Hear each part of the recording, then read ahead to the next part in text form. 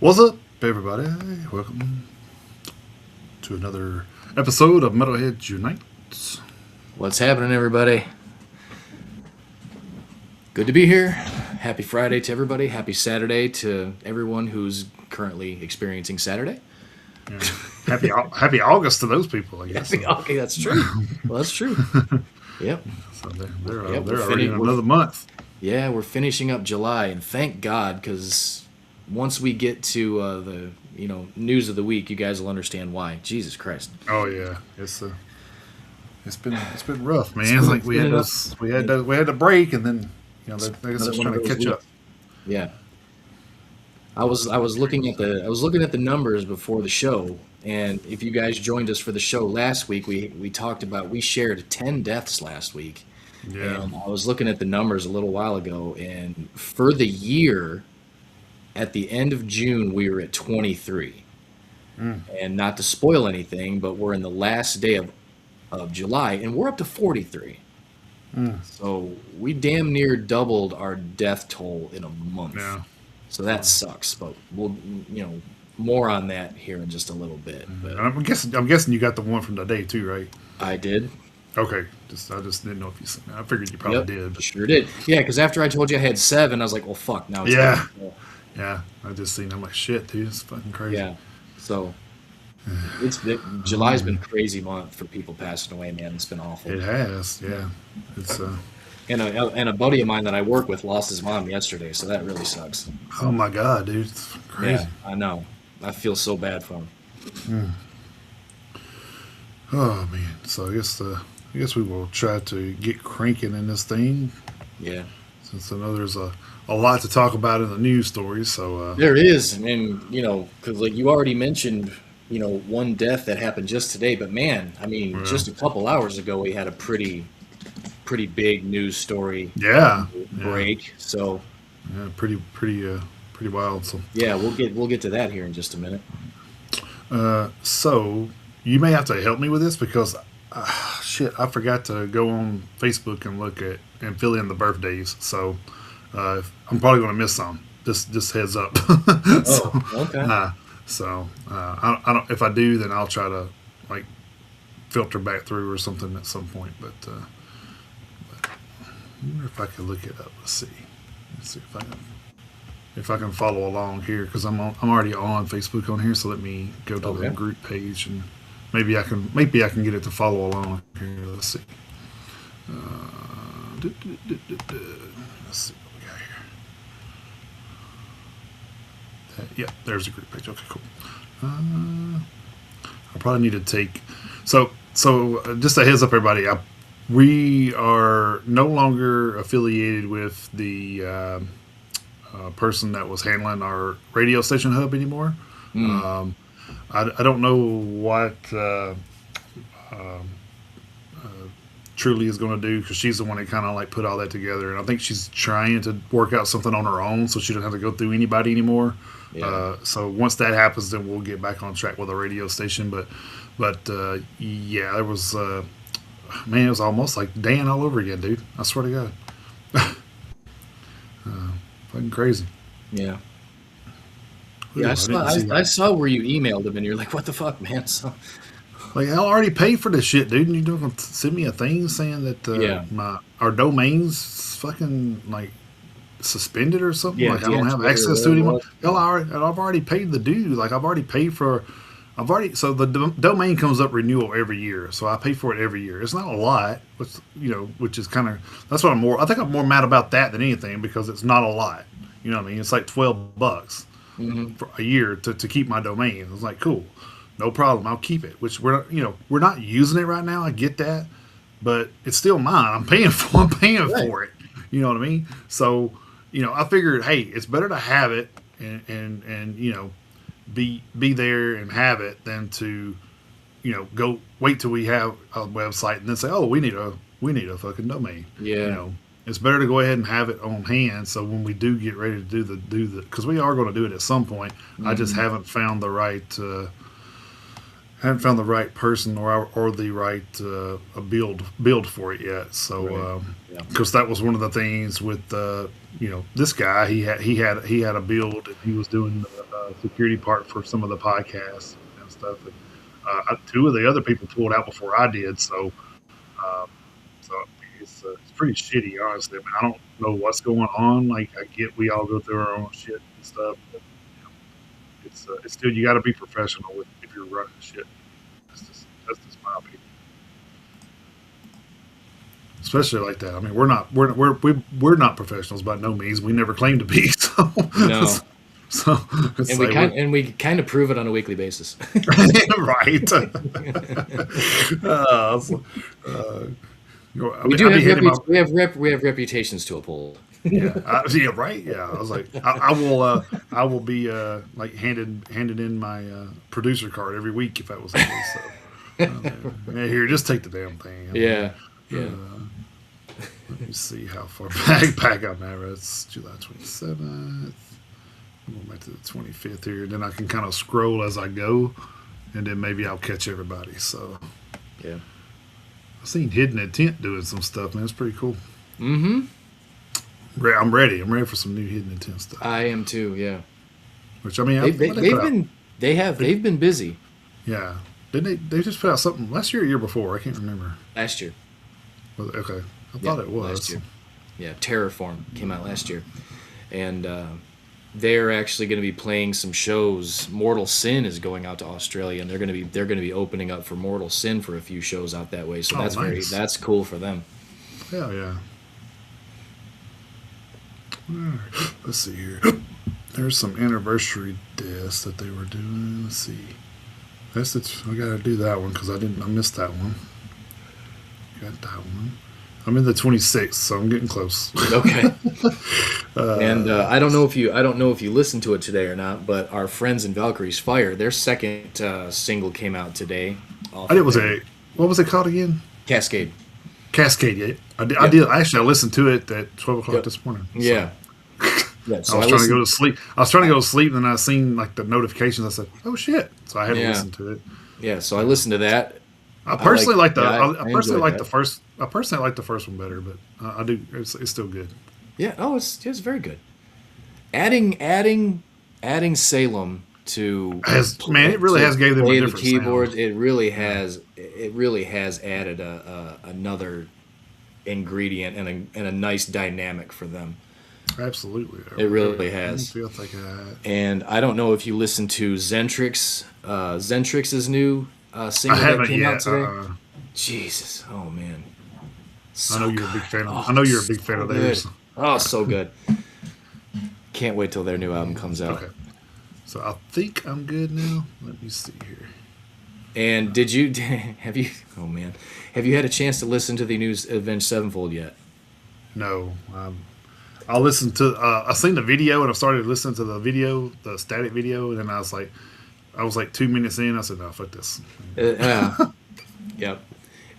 It's I not just can't do good. it, man. It's I not don't. good. I don't. And so this is the thing that kills me is you got people that are on like social media and stuff saying, "Oh, y'all are just mad because it's something different and he can't do that shit anymore." And I'm like, well, first off, bullshit. Yes, he can because we've seen him do it at festivals and he sings "Hail the King," he sings Yep. backcountry, he sings all that stuff just like it was, just like he Hmm. always has. It Yep. hasn't hurt him. So it's not that he can't. He's don't want to. He's doing other. He's putting it in a direction that I think he may catch some. He may catch some flies with it, but he's going to fucking run a lot of more people off than he catches. I guarantee you. So there's a Yeah. lot of hardcore fans that are fed up with this Avenged Sevenfold. Whatever they're Yeah. doing the last You couple can of yeah, years. you can count me amongst them. Well, yeah. I mean, I was like, I've said it. I think you liked the comment where I said, well, they ain't really put anything out worth listening to since Hail to the Hmm. King. I mean, Stage Yeah. had a couple of good songs, but that was two at best. I mean, Yeah. and you even said you only like the title The track. title So, track. Yeah, that's so, all. That's actually all I so, liked was the title track off the stage. so That was it. So and then And they I kind of like and went off, and like you said 100,000 times, like they've earned their right to do whatever they want to do, and we sure. as fans either like it or we don't. I mean that's just Yeah, well, and I don't. So yeah. So I mean that's our opinion, and it's not for it's not everybody's, of course. I mean no, of course not. Yeah, everybody has their own opinion about sure. the stuff. So Yep, that's what's great about music. You can listen to it, yeah. or you don't. It's one way or the other. So I will say this: I did listen to the new Five Finger Death Punch today as well. So I actually have not had a chance to yet, but I want to yeah, be able. I want to be able I'm to. I'm actually impressed. Though I'll say that. So Yeah, I want a chance to be able to sit down and like actually sit yeah, down and listen to it. I don't want it to be it's one of those things where I'm listening to it kind of like in the background and can't really focus on it. So right. It's definitely Five Finger Death Punch, but there is a little bit of they tweak some things. I'll just say that, okay, and it's crazy that Ivan did a lot with his vocals that he has that I haven't heard him do in the past. If he did, okay, it would good. probably be back. It would be back in like the what is it, the Capital American Punishment or capitalist, what? American There you capitalist. go. There you go. American Capitalist album. Yeah, Capital Punishment. I was doing the theme of the week, and I think that's in there, so that's probably why it was on my mind. But yeah, American Capitalist. I think Yeah. if he goes back that far, then maybe he may have done some stuff back then. But it's I don't listen to that record on a daily basis, so I couldn't say. Right. Yeah, I mean, do I know the songs? I know some of them, yeah, but to go back and listen to the whole album, I'd have to pull it out and go do it. But Sure. I, Yeah. I don't know it by heart at this point because I mean that was what fucking 20 years ago. So, Damn near. yeah, 16 I think or something. Was it 2010 when it came out or So 2000? I'd have to look. Yeah. It's been a It's minute been for a sure. minute. Yeah. Yeah. Yeah. So and I'll bring up something about them too in the other headlines thing that I put on there just for conversation. So we'll Okay. get into that too. But anyway, yeah, I thought the Five Finger Death Punch and as far as I know, I don't think there was a damn cover on it. So people can't complain about that. So Well, yeah. I mean, oh, trust me, there will be plenty of people who complain about oh Five yeah, Finger Death Punch. They're one of those bands you either love them or hate them. So, and there's really no in between with them. it's heavy. It's heavy military based lyrics. I will say that. Of course, not surprising. I mean, No, Five Finger Death Punch has supported the military from like yeah. day one. And he's like I was one that don't hold back, so he's telling stuff in his lyrics that I think when he belts it, it feels real. You know what I mean? He feels like he feels like he's pulling that shit from his soul when he's singing it. So I'm sure he means every word of those lyrics. I bet he does. Yeah. So but yeah, so that's pretty He cool. does. Yeah. There's a song on there, Unscathed. I thought that when I was listening to that, I'm like, oh my God, dude, he's just fucking grilling the government right now. Well, they kind of deserve it. I was like, Jesus. Oh, man. I'd say they Good deserve stuff. it. Oh, probably. Yeah, no doubt. Yeah, I think they've earned it. They've earned it. Yeah, They've been earning that for a long time. So, that's true. Yeah. all Regardless right, regardless of what party you vote for, I mean, the right. government has kind of earned the criticism, regardless of what side of the aisle you're on. I'm not talking one way or the other. Yeah. This is a bipartisan insult, is what it is. Right, right. Which, by the way, it is kind of a voting season. So if you haven't voted yet, be sure to do that next week. I know today was, I think tomorrow is the last day for early voting. I think they are doing it through tomorrow, but I voted today, so so it's I just wanted to get it out of the way because they changed our districts, and I don't. It's so stupid because like we're supposed to vote at the school now, and then school starts back next week. I'm just like, Oh what yeah, yeah, are y'all doing? Like, what the? yeah. Oh man, that's crazy. Thankfully, our polling place is just the church right here at the top of the hill. So Yeah, well, all I gotta do is walk up there and vote, and I can walk Yeah. back. So that's what ours was. The church down the road from us, and then I don't know why they changed it, but they changed it to the damn school up here. So Yeah, that's weird. Whatever. I was like, well, I'll just go to the main place and vote because I don't want to deal with all that. I don't blame you. It's hard getting in and out of there anyway because they don't have a lot of parking. So, Mm-hmm.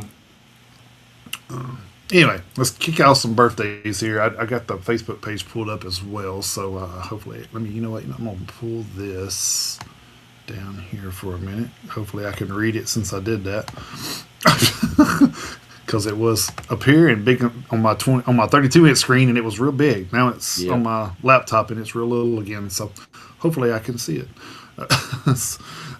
Anyway, July 25th through the 31st, which kind of is feels so kind of perfect to end the July Mm-hmm. on a Friday, so we don't have to Yep. worry about the July birthdays after today. It's all That's back. true. Then we go in. Then we go into August.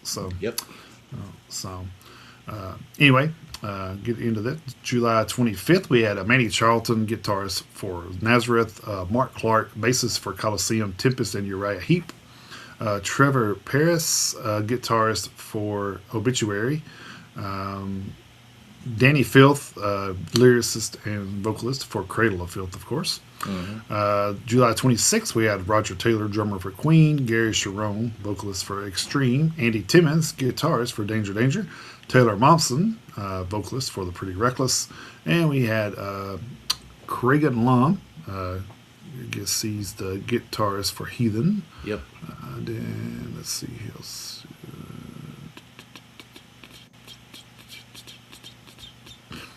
Derek Frigo from Enough's Enough. He passed away in 2004. Do we have?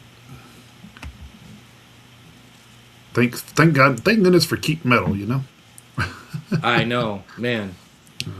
They really do a good job over at that page. They really They do, yeah, they do. Let's see, it's Joey Jordan's death, not birth, so we'll skip that one.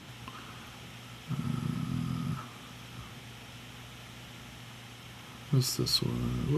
Where'd he go? Where'd he go? Okay. Make sure I didn't. Oh, yeah, I got to talk about that story too. I forgot about that. I'll go back to that.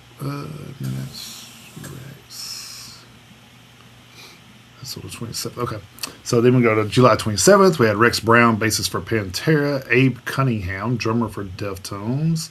Let me see if we got anybody else 27th in here. That's a death. Of course, there's more deaths in here than there is births, and like you said, it's just crazy. Yeah, it's been a hell of a week. July's been crazy. Let's see. I know. Yeah. Okay, so now we're into the 28th. July 28th, we had a Greg Gluffria, keyboardist for House of Lords. Steve Morris, guitarist for Deep Purple from 1994 to present. Michael Lamont, guitarist for Arch Enemy. And Jacoby Shaddix, vocalist for Papa Roach. I think I got everybody on the 28th. Let's see. I did see some up here I did miss, though, so I'm trying to make sure I don't miss them. Right. Because some of them were personal call outs that, because we follow the band, so we kind of get the Yep. personal stuff there. Let's see.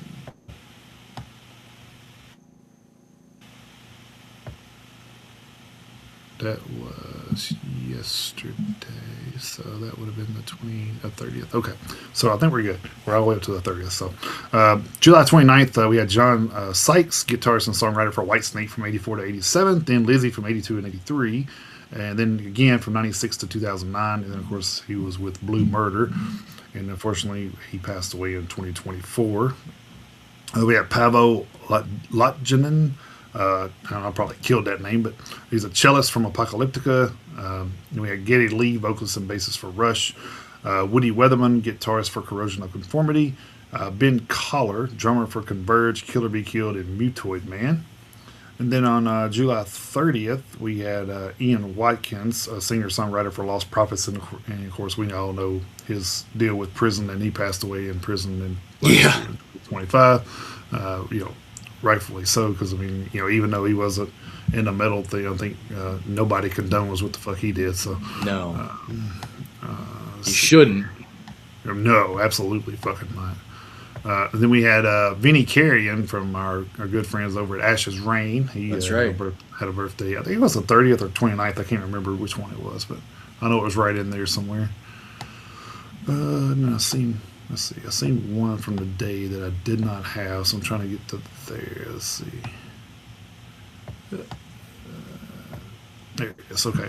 And then, of course, today we had Joe Elliott, vocalist for Def Leppard, John Five, guitarist for The Devil Knows My Name, Rob Zombie, and Motley Crue, Emma Shadows, vocalist for Ben Sevenfold, and Alyssa White Glues, vocalist for Dragon Force. And, of course, she was with Arch Enemy and now with Blue Medusa. So, so that was the birthdays that I had. And I do have, if you got anything to add or. I do know that Laura Goldemond, the lead singer from Burning Witches, her birthday was today too. Oh, it was okay. Well, I didn't Yeah. see that one, so Yeah. good call. Which It's I'm surprised. fun. I haven't been on Instagram either, though. And I follow them on there. So Yeah. You know what's funny is you mentioned M Shadows, and we already talked about the EP, and I can't remember. It may have been Metal Hammer. I can't remember. There was one of the Facebook pages that was wishing him a happy birthday, and the top comment on there was, "I hope your day is better than your new music." I was like, oh my I god, was like, oh my god. that's pretty awesome. Well, I was thinking it, and you said it, so Right, right, exactly. I mean, to each their own, but man, it's just not good. And the funny thing is, I mentioned it to a couple of my coworkers the other day, and I was like, "Hey, did you have a chance to listen to that new Avenged Sevenfold yet?" They were like, "No." I was like, "Well, I didn't like it." And then like the next day, I saw them, and they were like, "Yeah, you're right. It is not good." I was like, "I told you." I was like, "You remember Life Is But a Dream, right?" And they were like, "Yeah, I liked that one." I said, "I didn't, and I like this even more." I said, "I like this even less," and they were like, "Oh." I was like, "Yeah." Exactly. Yeah. But anyway, that was my birthdays. I do have a personal one. My grandson turns 1 today, so I happy saw birthday to that. That's him. very cool. Yeah. So Very he got cool. through that first year, man. He's about to be trouble. So I'm telling you. I'm telling you. I mean, yeah. Of course, we got one on the way, so Yeah. I don't know when Yeah. that we'll be talking about that probably here in a couple months. So, Right. but that's all the birthdays that I had. Yeah. So I guess we can kick over into some of this not so good news. I guess. Yeah. Well, let's try to get through some more of these deaths. Like I say, I've got another 8 to report this week. That makes 18 in the last 2 weeks. You talk about insanity. That's just crazy. Like I say, 20 in July alone. I mean, so let's just get this month over with, and hopefully August will be better. So over at Keep Metal, starting off, the metal community is mourning the loss of Richard Richie Wilhelm, vocalist, guitarist, and longtime force in the German power rock and heavy metal scene, who has passed away at the age of 63 on July 24th. Born in San Juan, Puerto Rico, and later based in Germany, Richard dedicated decades of his life to heavy music as a gifted vocalist and guitarist. He was best known as the driving force behind Protz, the power rock band he helped establish in 1980, leading the group as both lead vocalist and guitarist for more than 4 decades. Throughout his career, Richie also performed with 7X and became widely recognized for his work with 9mm, contributing his signature lead guitar and backing vocals to numerous albums and singles between 2006 and 2013. And then, let's see what I got next. All right, the metal community is mourning the loss of Mai Nekozuki, guitarist of the Japanese rock band Shumatsu no Diamond, who has passed away at the age of 27 on July 24th. Mai, born Mai Nekozuki, was a gifted guitarist whose talent and passion earned her recognition across Japan's rock scene. Before joining Shumatsu no Diamond, she performed as a support musician for projects including Bang Dream and the 1MYB band from the Kantai Collection franchise, while also balancing a career as a licensed pharmacist. Right up your alley there, Jason. Her passing was confirmed by both her family and Shumatsu no Diamond just days before her 28th birthday and the release of the band's highly anticipated debut single, Kuuki Yomuna, which translates to Don't Read the Air. After discussions with her family, the band chose to release the song and its official music video on July 29th as originally planned, honoring Mai's dedication and the passion she poured into the project. Let me see. So that's 2. I gotta scroll up to the next one. Because like I say, Keep Metal, man, if you guys aren't following them on Facebook, they really do a good job with, like, I mean, news in general, but like, Oh yeah. it's never fun to have to, post news about these people passing away. But I mean, you talk about album releases, album anniversaries, birthdays, death notices. I mean, they are very, very good at keeping up with everything. It's really impressive. All right, so Yeah, see, I'm surprised, man. It's like, I'm surprised at how much they're able to cover. All right, let's see this next one here. oh yeah, do this. All right, the metal community is mourning the loss of Sam Gunnarsson, bassist and vocalist of the American stoner slash doom metal band Gnarly Davidson, whose passing was confirmed on July 28th. Sam Gunnarsson was best known as the bassist and vocalist of Gnarly Davidson, a Kansas-based stoner slash doom metal band formed in 2014. His heavy riffs, gritty vocals, and unmistakable stage presence helped define the band's sound across releases, including the self-titled EP, Tour Split Spring 2015, Spring 26 tour demos, 420 Live on 91.9 KSDB, and the Jabberjaw slash Coffin Nail EP. Beyond Gnarly Davidson, Sam also contributed to projects such as Slaw, Jabberjosh, and Long Division, earning the respect of musicians and fans throughout the underground heavy music scene. Let's see. Let me do it. I'm gonna do one real quick. Give you a break. Yeah, that's fine. Go ahead. This is because this is something I posted on the group page, and I forgot to relay it until I was just looking for birthdays. I'm glad I did that because Cool. I wanted to talk about this. Okay. The band Ruthless is a band that I actually reviewed one of their albums a couple weeks ago. I guess it was now. But Yeah, 2 weeks ago. Yep. yeah. So they had posted a thing said, unfortunately, the Troops of Doom Ruthless concert scheduled for tomorrow, Saturday, and this was last Friday, so it was talking about Saturday, the 25th, in Berglund Genfield. Good lord, Berglund Genfield. Jesus Christ, why they gotta be all tongue tied like that? At VAZ has been canceled at the last minute due to low pre-sale figures. Ruthless will therefore be performing a spontaneous show on Saturday, July 25th in Dortmund, and will be given an autograph session at Idiot Records starting at 6 p.m., as well as playing a short acoustic set at Cafe Banan starting at 7 p.m. next door, and will be available for a meet and greet.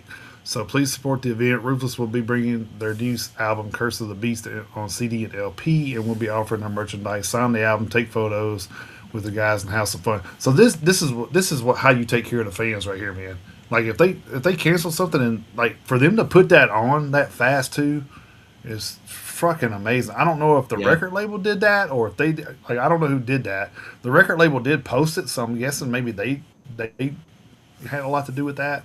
But I mean, I guess the guys they like, hey, we're already here, you know, we might as well play or do something. So they found them a gig, man. That's pretty cool. Like they don't have to leave empty-handed, you know. I'm sure the Right. Troops of Doom isn't hurting that much. I mean, Ruthless has been around a while too, but they've kind of been off and on. So it's good on them to kind of keep their fan base happy. I read that story. I'm like, man, this is fucking awesome, dude. I wish all bands would do shit like this, which they have. I've been to festivals where where we canceled that one year, and you had Brent Smith from Shinedown and a couple other guys out in the damn camping sites doing concerts, because they canceled and shit. But it's like, yeah, that's pretty cool that bands do that, though. I think that's pretty awesome of them to take care of their fans like that. So just wanted to Very make sure cool. Yeah. I shared that one. So Yeah, very cool.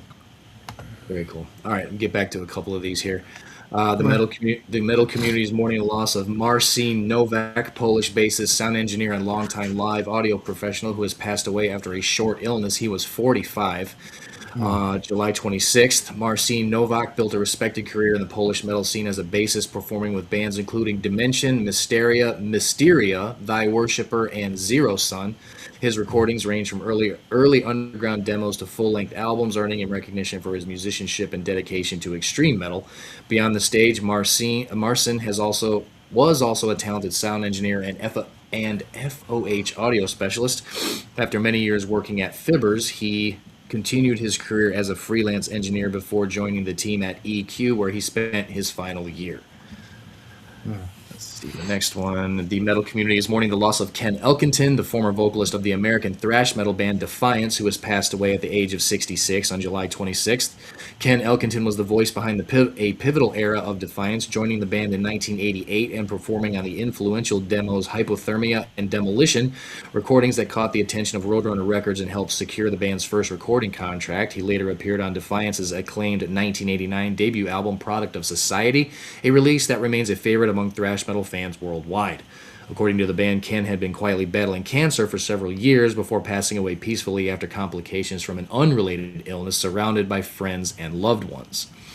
And I've got one more. Well, actually, I got two more here from Keep Metal before I move on to the one that I saw. Where the hell is it? Before I saw on one of our normal outlets. Let me find it. Give me just a second, because like I say, it's a very If you want to go ahead and read something, Yeah, I'll do the breaking news from the day. Yeah, that's a good idea. It's kind of quick, so because like I said, it just happened today, so we really don't know a lot. But according to TMZ, Sid Wilson, turntablist for the multi-platinum Grammy-winning metal icon Slipknot, has been officially fired from the band. A source close to Slipknot and with direct knowledge told the tabloid site that Sid was notified late Friday afternoon, July 31st, which was today. So I mean, this is fresh. It's fresh. That he's been permanently kicked out of the Iowa-based metal act.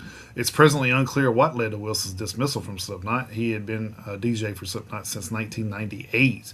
A member of Slipknot who used numeric stage names ranging from 0 to 8, Wilson was known as Zero, so producing sound effects and background noises for the group's music.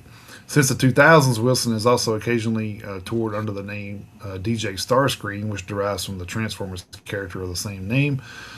In 2008, during Slipknot's All Hope Is Gone tour, Wilson shattered both his heels after diving off stage while performing in Washington. So I remember that. Yeah, so he's been a plant for them for a while. So I mean, he gave up his heels for you guys, and y'all fired it. No, I'm just kidding. So hopefully we'll get some clarification on this by next week. Sure. Yeah, I kind of consider this like a developing story because I mean, he just got fired, but I mean, I saw it I think I saw it like less than 3 hours ago. That's how quickly this happened. So that's the same. I think that's when I saw it. I know I didn't post it to you until I got here, but I have been. I was like, oh yeah, I got to tell him about that. I was like, I figured you probably knew already, but I did see it, but I was like, we'll talk about it on the show. So, all right, my last couple over at Keep Metal. The metal community is mourning the loss of Ron Maranhão, vocalist of the Brazilian thrash/death metal band DH, which stands for Deformação Humana, who passed away following kidney-related health complications on July 30th. Ron Maranhão was the unmistakable voice of DH, one of Brazil's underground thrash/death metal bands, appearing on releases such as Human Deformation in 1994 and the band's long-awaited comeback album Days of Hate in 2023.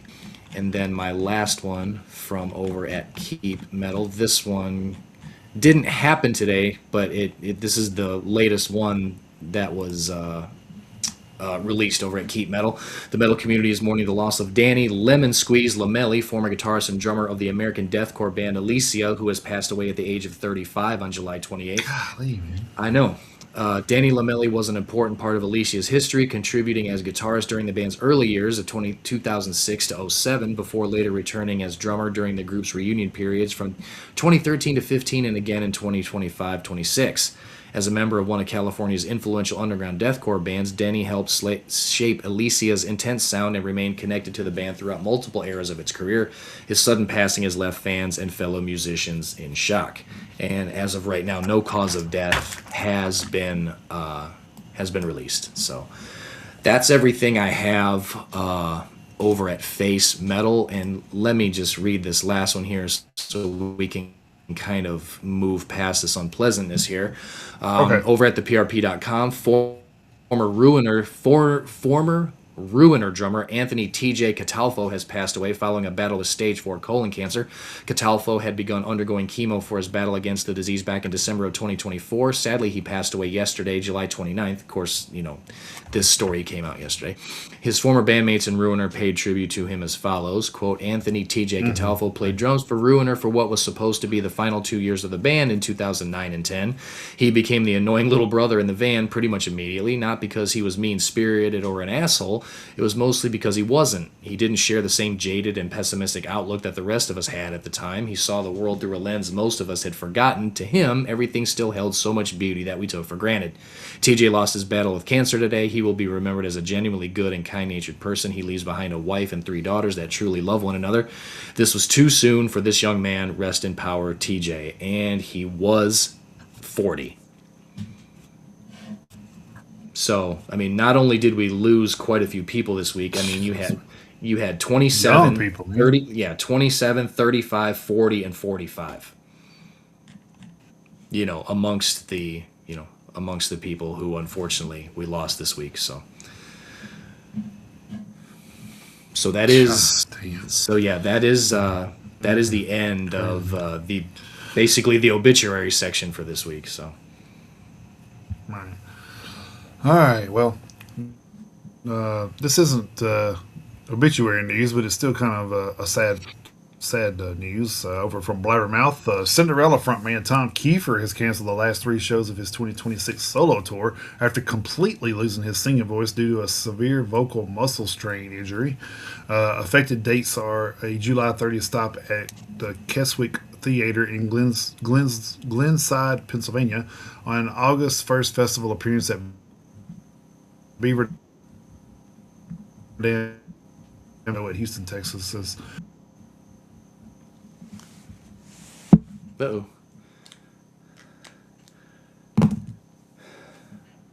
Earlier on Wednesday, July 29th, Tom's manager, Tim Hine of Union Entertainment Group, shared the following statement via social media. Quote, unfortunately, Tom Kiefer has suffered a severe vocal muscle strain injury resulting in complete loss of singing voice, forcing the cancellation of the last 3 upcoming shows of the Kiefer Band's 2026 concert tour. Please contact the venue or ticket sales services for refunds.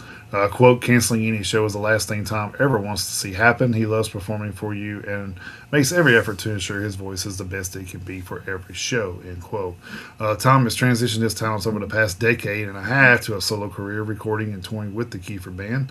Last August, Tom confirmed to Meltdown of Detroit's WRF radio station that he was still working on material for a follow-up to his sophomore solo album, which was released in September of 2019 via Cleopatra Records.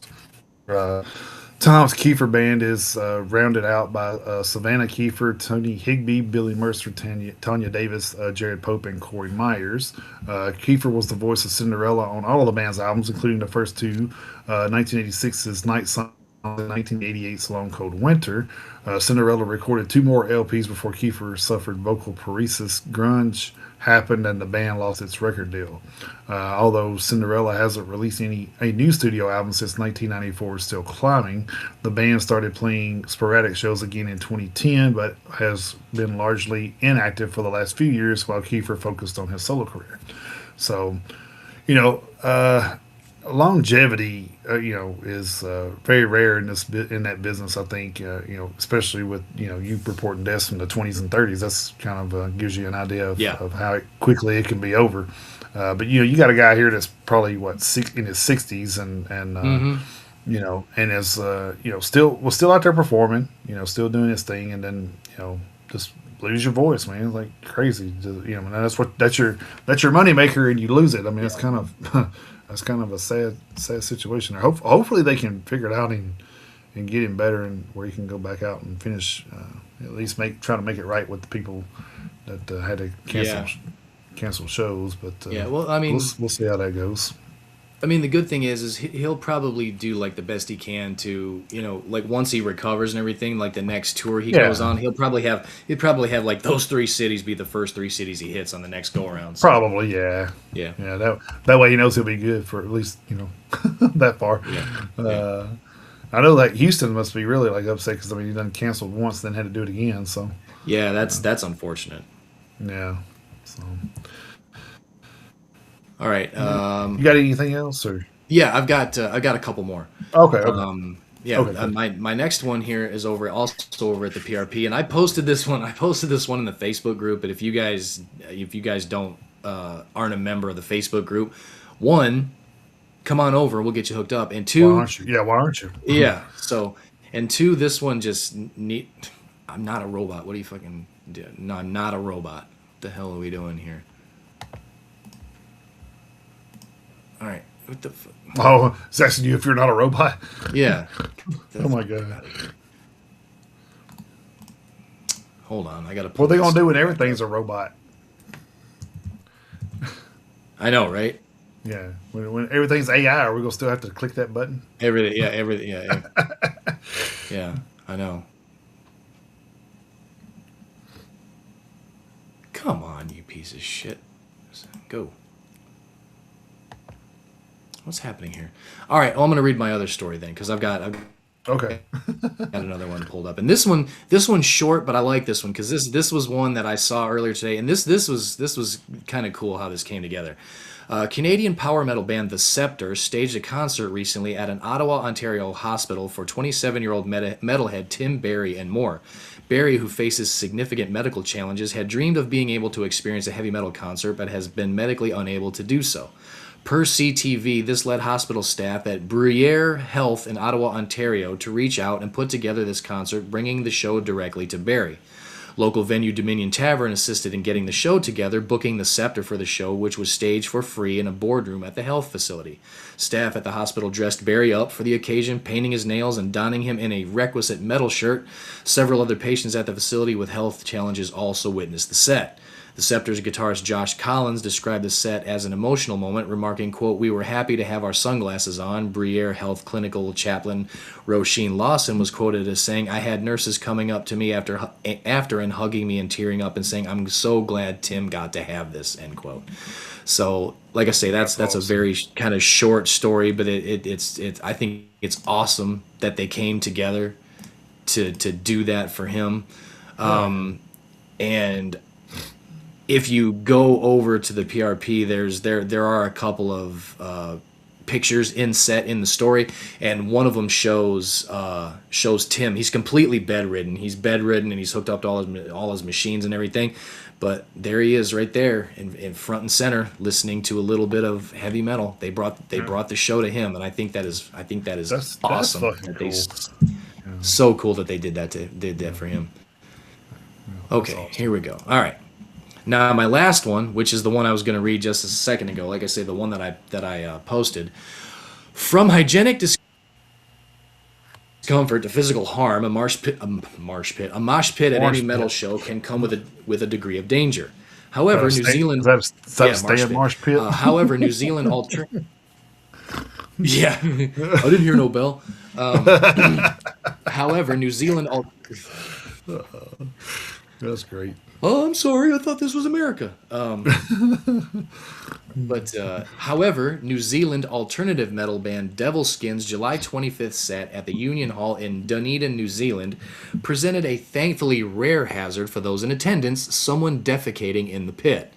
The Jesus. Otago Daily Times report that a concertgoer relieved themselves in the pit mid-set, with fellow concertgoers unwittingly trampling it and spreading it throughout the venue, causing a chain reaction of vomit and disgust. An attendee who wished not to be named told the aforementioned publication of the incident, quote, "It was a rock and metal concert, so there was a lot of jumping, and then eventually someone must have looked down and noticed that there was a huge mess of shit just completely spread all in the mosh pit, all over the floor. It's on people's feet, people are wearing skirts, and Oh, shit is up their legs and oh stuff, my god, dude. and then one girl went bleh, just vomited on the shit, and then everyone else starts vomiting. She later Ugh. said of the size of the offending fecal matter, it was huge, massive. I haven't seen one that big before. I thought it was some guy's shoe. It was so big, it was Oh my unbelievable. god. End quote. The show was ultimately paused to allow staff to clean up the pit area before the concert could resume, but according to the aforementioned anonymous attendee, the damage was done. She cited at least one woman in the foyer being seen crying with vomit in her hair and fecal matter splashed up on her legs. As it turns out, the individual responsible for the defecation was caught by security and turned over to local police. He was identified as a middle-aged man who, as the publication put it, shook the log out of his trouser leg in the mosh pit.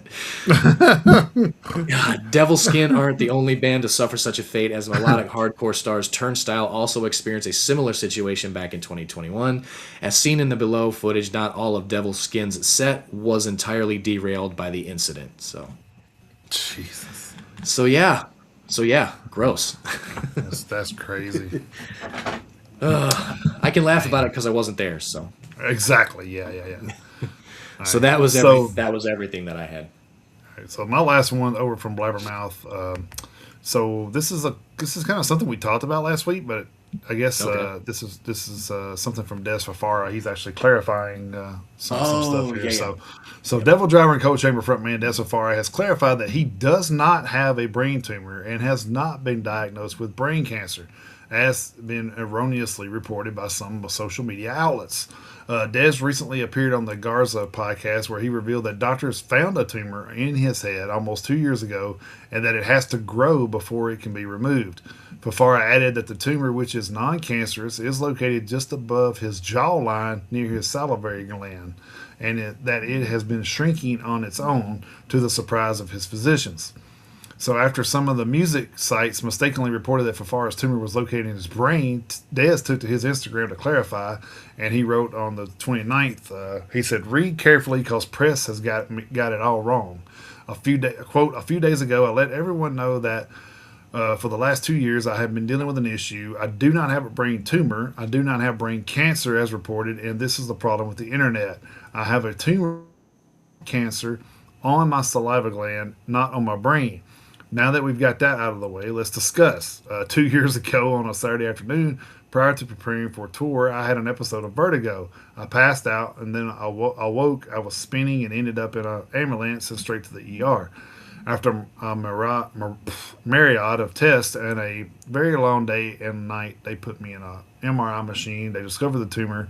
Then the vertigo was my body saying that hey, you need to check some shit out. Christmas Eve 2024 is when I went in and they put a large needle in the side of my face near my ear and took cells from the tumor. As you can imagine, this was very stressful. Within 20 minutes, the doctor came in and told me that it is not cancerous. What a fantastic Christmas Eve that was. Trust me. Now it is in a dangerous spot and I cannot be operated on until it grows. And in fact, the last time we checked, I go in every 9 months. It had not grown. It, in fact, may have gotten smaller. This, other than it being there, doesn't interfere in my daily life of performing, singing, etc. Only that I realize it's there and that's that. It is, however, in a very delicate spot and at this stage would be dangerous to operate on at its current size because that area affects your smiling, your blinking, facial nerves, all that good stuff. I live an incredibly healthy life and my mindset is that I'm going to make this thing shrink, go away, which they have been known to do, and if it can be done, then I can do it. I was asked why share this with the world, why now? The answer is simple. For 30 years, the heavy metal community, the heavy metal family, I have had my back. And how long do you keep things from your family? I've been dealing with this weight alone. I have been dealing with the weight of this alone. Only close family knew, but I was inspired to tell people not to ever give up or get down about things that happen. Instead, take a positive outlook and fight and deal with it. Humor helps too, let me tell you, end quote. So that's, I mean, basically the whole thing was Des for quoting. I quoted everything in there. So it was basically him saying those things. Yeah. So I think that's good though that he's not, dealing with those things like they said. So that's a good thing. Yeah. But fuck the media, man. Like the media needs to quit that shit, dude. Like they're just doing shit to try to get clicks and on their headlines and shit. And half the time, like I talk about this with a wrestling buddy of mine a lot too, where we talk about, he shares some stuff and I'll be like, dude, that fucking headline had nothing to do with the story. He said, I know, that's why I shared it. He said, it's bullshit. Like they keep doing this shit, making you think they'll have like a wrestler death and have Roman Reigns' picture on there and it ain't even about him. It's like, what the fuck? Yeah, yeah, It's yeah. like, because it makes people think, well, he died, and it's not, it wasn't even the fucking case. It's just, then they'll say like Hall of Famer dies or whatever, and then it won't even be like who's in the picture. It's like, man, y'all gotta quit doing that bullshit, man. Yeah. Y'all just trying to get clicks and shit. That's actually false, false media, in which there needs to be something done about that shit. I Yeah. think. I mean, I think we need to hold them accountable for doing that kind of shit. Man, do your fucking investigative reporting on stuff, man, before you report it. That's just, Yeah. you know, I think so. you know, There we needs we there needs like there needs to be some journalistic integrity. right, and we we touched on it last week, but we didn't talk about the story. We just kind of did it in the headlines. But Hmm. said hopefully he'll come away with some positive outcomes. But Well, I mean, that's a pretty obviously, positive. obviously, there's nothing. I mean, the positive outcome is it wasn't real. So, Yeah. so I mean, good on him. I mean, Yeah. for sure. So Yep. anyway. All right, that was my last one. I guess we can talk about some other headlines here. Universal Studios are launching 2 new Ozzy Osbourne Prince of Darkness haunted houses. That's going to be pretty cool. That'll be fun. Yeah, so it makes me. I actually want to go to Universal Studios now, and I've never wanted to go to Disney World in my life. Hell, Harm's Way, I guarantee you probably spent less going to fucking Ireland for 2 weeks. probably. Probably, you're probably right. Well, the plane ticket was the most expensive thing. If it wasn't for that, we'd been Sure. fine. So, Yeah. when you pay $3,000 just for a fucking plane ticket, that's where they get you. Oh yeah. Harm's Way to host gig in memory of Bo Luder's Hard Lore podcast, answering questions about the late guitarist. So, it's cool. That's good on them to do that. I think that's a good way to honor his memory. I think so. Thy Art is Murder's debut their new vocalist at a festival this week. So, and Art is Murder fans, check that out. I think there's a video of it out there. So, Andy LaRoque, which we were waiting on this, Andy LaRoque says that King Diamond departure was mutual. So, Yep. and his Lex Legion is going to continue. So, Yeah. He so was. that's There's no way he was going to be out of work long. well, no, I mean, he already had something else going on, so it's not like right, it was going to be one of those things where even if the split was there was if it went poorly, it's not like he was going to be out of work long anyway. right, yeah, we Not knew when that. you've been not when you're the caliber of guitarist that he is with the background that he has. Exactly. Yeah, which is a good thing that it was mutual. I mean, he's like, hey, Of course. I don't want to do this. I just want to focus on Lex Legion. And King Yeah. Diamond's probably like, cool, whatever, dude. Yeah. I got to back up. Go ahead. Yeah, pretty good background. Yeah. Yeah, right. Yeah, pretty good backup. So the band Drain covered "Sick of It All's" classic "It's Clobbering Time" at the Warped Tour. I thought that was pretty cool for them to do that. Seeing that the lead singer of "Sick of It All" passed away last week, so we talked about that on the shows. Neurosis plays their first show since 2019 and their first live performance with Aaron Turner. So, not sure how that went. I don't know if there's a video on that or not. They didn't really say. So, Sherry Moon Zombie releases an anti-AI debut song called "I Love My Robot" with Rob Zombie directing it. Which Duh. surprise there. Yeah, good thing I'm sitting down. Right. Avenged Sevenfold's M. Shadows says, quote, "We don't see a point of ever being on a record label again," end quote. Yeah, probably because a record label would have advised you not to put that shit out. Exactly. I was just thinking that. I was like, that's probably why they're not on a record label, because they're like, nah, dude, we're not putting that shit out. Oh, man. I don't even think Weird Al's Incubix label would put up with that. So.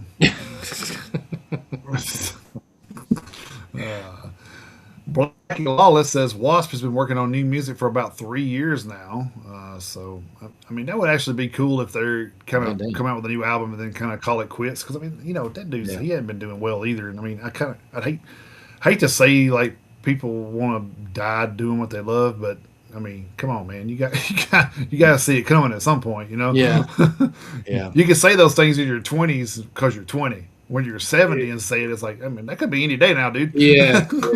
Yeah. Yeah. Especially if July taught us anything. Yeah. Well, exactly. Yeah. So hopefully they'll get it. I get it. I wouldn't mind hearing some new Wasp record just to see what it Hmm. sounds like. Yeah. This is going to be one that you're going to love. New Shadows Fall album is done, says Jonathan Donace. So there you go. Hell Shadows yeah. Fall coming soon. Looking forward to that. I know. We've been both been looking forward to that one. So Yes. Adrian Vandenberg cancels his August 2026 U.S. tour over a bacterial infection invading his body. That's a That good doesn't sound good reason. at Yeah. all.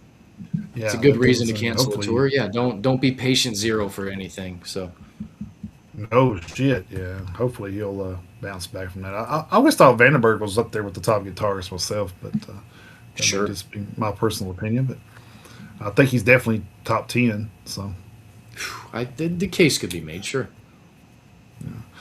then Zoltan Bathory says Five Finger Death Punch is not even close to retiring. I don't. So this is the thing: when bands say that, somebody has to have brought it up, at some Oh, point. I'm sure. And yeah, so the thing that kills me is you're asking a band that will come out in the '90s if they're they're going to hang it up in 2026 when you got people bands that are still playing that came out in the '80s, hell '70s, hell except still touring. You know what I mean? Like it's like how are you going to ask a band and they're not come out in the '90s? Are you near retiring? Like no, motherfucker.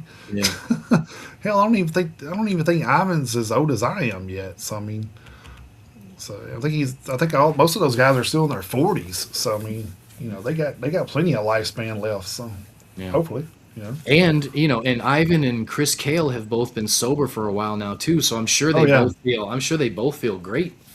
yeah, yeah.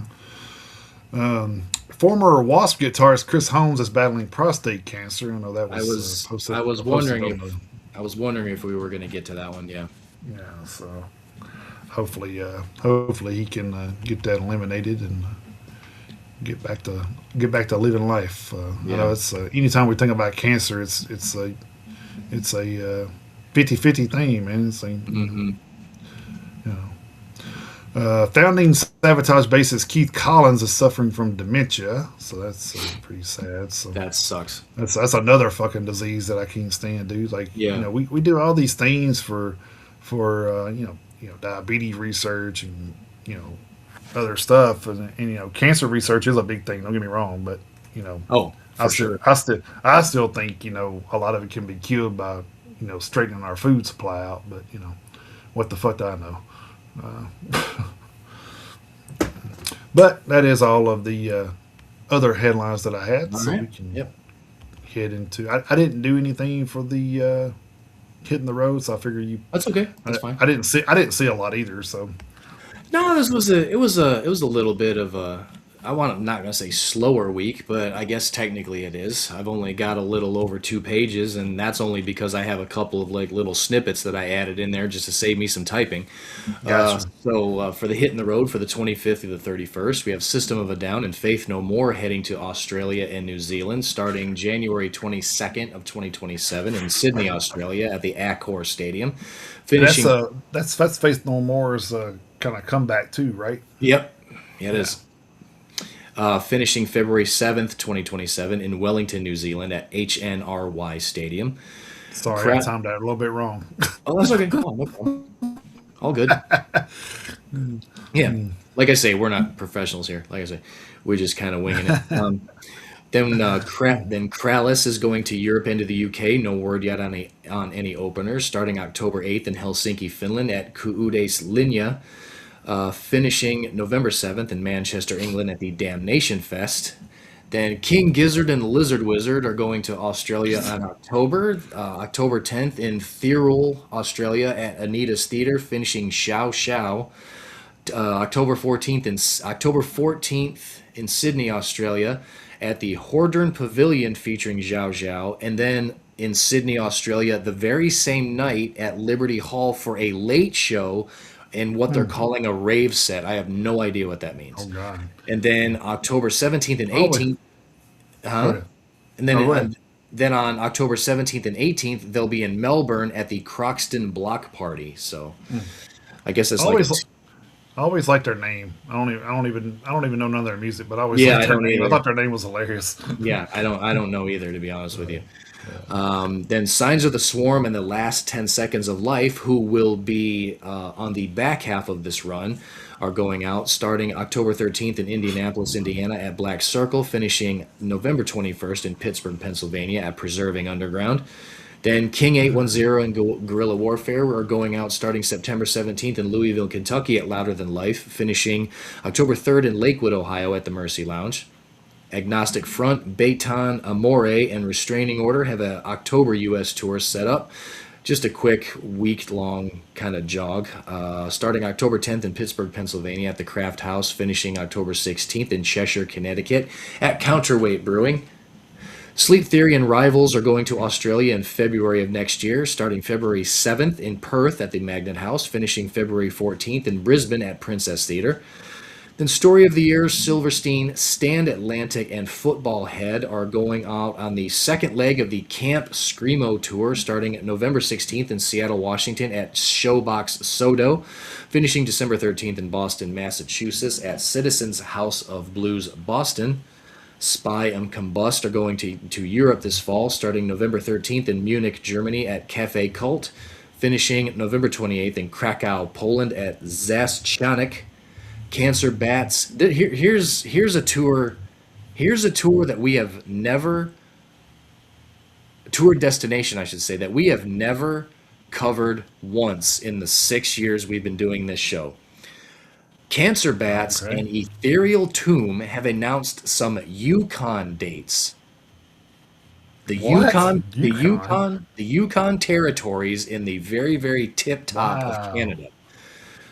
Wow, that's September, crazy. September 17th in White House of the Yukon Territories at Elks Lodge. September 18th in Whitehorse, Yukon Territory at Lefty's Well. September 19th in Dawson City, Yukon Territory at the Palace Grand Theater. And September 20th in Dawson City, Yukon Territory at Skate Park. We have never announced a Wow. tour on this show for the Yukon Territory of Canada. Never, not once. That's crazy. So that's a new I didn't one even for know us. I didn't even know shows went through there. I'm telling you, I didn't either. That's why I made sure to rattle off all four dates And because this is when are they doing it again? basically mid to late September, Okay, so which hopefully is lucky. before winter hits. Yeah, which is lucky because it'll probably still be cold that close to the Arctic Circle, but Probably so, yeah. or the North Pole. The Arctic Circle's the other way. Then Walls of Jericho are going to Europe and to the UK in November with no word yet on the openers. Starting November 6th in Munich, Germany at Backstage, finishing November 14th in Paris, France at La Marbrairie. Drowning Pool and Saliva are going out starting October 8th in Corpus Christi, Texas at the House of Rock, finishing October 25th in Des Moines, Iowa at Woolies. Then Judiciary has some September headlining shows set up around the Killswitch Engage and Machine Head tour. So these are some off dates. September 16th in Oklahoma City, Oklahoma at 89th Street. September 17th in St. Louis at Fubar. September 18th in Evansville, Indiana at the Damsel Brew Pub. And September 20th in Milwaukee, Wisconsin at JJ's. Then Black Queen is going to the UK for their Fever Daydream 10th anniversary tour starting December 10th in Brighton, England at Dust, finishing December 17th in Bristol, England at Rough Trade. Imminence, August Burns Red, and House of Protection are going to Europe and to the UK starting January 8th, 2027 in Gothenburg, Sweden at Film Studios, finishing February 6th, 2027 in Malmo, Sweden at Slagthuset. Peeling Flesh has got a fall U.S. tour set up with Snuffed on Sight, Mongrel, Grounds for Assault, Gridiron, Out of Pocket, Final Resting Place, Fatal Realm, and Two Piece appearing at select dates on varying lineups, starting October 3rd in San Diego, California at the House of Blues, finishing October 30th in Jacksonville, Florida at Albatross with featuring Two Piece. Kyotos is going on a 20th anniversary Australian tour for their All's Well That Ends Well album with Rain City Drive and The Beautiful Monument, starting November 21st in Brisbane at the Tivoli, finishing November 28th in Perth at Magnet House. The Beautiful Monument will not be at that show. Eyes Set to Kill, Sixth Sense, and Twisted are going out in December, starting December 3rd in Lubbock, Texas at Jake's, finishing December 19th in Phoenix, Arizona at the Crescent Ballroom. Godsmack and Dorothy are going on a U.S. tour in October, starting October 9th in Airway Heights, Washington, at Northern Quest Resort and Casino, finishing October 24th in Uncasville, Connecticut, at the Mohegan Sun Arena. Nails, Rotten Sound, and In Vunche are going to Europe and to the UK this October, with Harrowed and Wolf Brigade appearing at select dates. Starting October 2nd in Glasgow, Scotland at the New Cross Inn featuring Harrowed. Finishing October 11th in Berlin, Germany at Lido. And lastly, With a Vengeance is going on a U.S. tour. No word yet on the openers. Starting October 16th in Lubbock, Texas at the Garden. Finishing November 14th in Pomona, California at the Glass House. And in case you didn't know, With a Vengeance is basically former members of Bad Wolves, Tommy Vext included, Oh, okay. coming together and forming this new band. So that is all I have for Hitting the Road for the 25th through the 31st. So that will wrap up Hitting the Road for July. Right. So before I get into the theme of the week, there was a thing that was on Metal Injection that I kind of wanted to talk about. Uh, Okay. they posted a thing saying the seven best thrash metal albums from the '90s you probably never heard of. So I said, well, I'm curious about how many of these that we may have actually heard. Okay. So, so I want to see what they have here. Says thrash metal '90s era is criminally overlooked. Despite the biggest bands ditching the sound for the most part, there was still a serious effort taking place to and progress the genre to new heights. These are not records that get cited in retrospectives, and most of these bands never built the kind of cult following that keeps the name circulating decades later. What they left behind is some of the most inventive thrash metal ever recorded, hiding in plain sight for anyone willing to dig past the greatest hits. Now, this first one you're probably going to know, Chris, because it's Zentrix for Whose Advantage. That Yep. came out in 1990 on Yep. Roadrunner Records. Zentric was part of what some critics have called the Big Four of English thrash, alongside Acid Rain, Onslaught, and Sabbat. Yep. A distinction that means considerably less outside the UK than it did inside. So, which I think that's kind of what we say about German thrash too. They're with the destruction and Creator and all those Yeah. bands over there that they kind of like outside of Germany. They're not as big as inside Germany because German thrash is huge. So we already Oh, know that. it's so good. Yeah. Yeah. And they only had this one I have not heard of. Maybe you have, I don't know, but it's Hexenhaus. The album is called Awakening. I've never heard of that band. I So have not. this come out in 1991 on Active Records in Sweden. Hmm. The Sona Trio's third album arrived yet with another new vocalist, Thomas Lyon, who joined the returning axis of guitarist Mike Weed, later known for his work with King Diamond and Merciful Fate. So definitely not a stranger to things, just in a band that wasn't really kind of pushed up. They Yep. said they dissolved shortly after morphing into Memento Mori, and the album spent decades as a genuine collector's rarity before 2025 reissue finally gave it a wider circulation.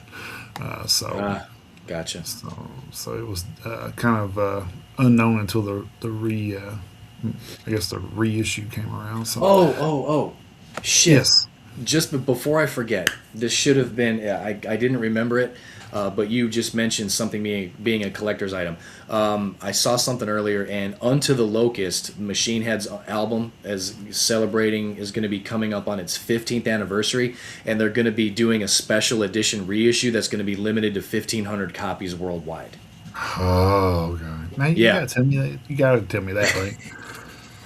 I Man. can't remember when it said it's coming out, but the collector that album you were just talking about, the collector's edition, just Yeah, that just made me triggered remember it. that. Yeah. Yeah, There was somebody else coming out with one too that I seen. Um, Damn, I wish I could remember who it was. But I seen they were talking about it. And I was like, oh, well, that's cool. yeah, But I don't remember who it was now. I'll have to filter through my yeah. news stories. So, It might come to you like that one just came to me. I'll- so the next one on this list was Anacrusis, Manic Impressions. I never heard of that band either. No. They were on Metal Blade Records in 1991. They're from Missouri. The quartet's third album, recorded at Royal Recorders in Lake Geneva, Wisconsin, is where Ken Nardi's progressive thrash vision finally locked into place. Nardi's vocal swings between raw, snarling delivery and its usual clean, almost gothic register that had no real precedent in the genre at the time. The new drummer, Chad Smith, brought a more complex, less straightforward rhythmic approach that led the band lean further into acoustic breaks and shifting time signatures than their previous two records allowed. Metal Blade's acquisition of the band gave them label stability for the first time, but Manic Impressions never found the audience its ambition deserved. Rarely mentioned even among technical thrash devotees. I said devotees like I'm a fucking French person. It remains one of the genre's most genuinely unique documents. Jesus Christ, dude! It's been a day. It's been a day. I tell you, dude. It's been a fucking It's day. been a day. Yeah. Next one, I know we both heard of this band, Intruder. The Oh, sure. album was called Psycho Savant. It came out in 1991 Bill Bay Records, and it's Nashville, Tennessee. I didn't know they were from Nashville. They're from Oh, Nashville, Tennessee. sweet. All right. Yeah.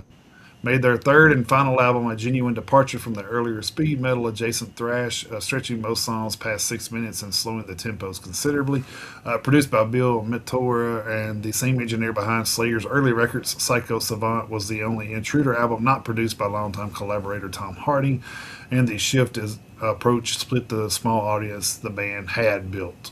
So NGRI, short for Not Guilty for a Reason of Insanity, Huh. and the geriatric abuse narrative of Jerry's lament Win, show a band still committed to uncomfortable subject matter even as the music grew more ambitious.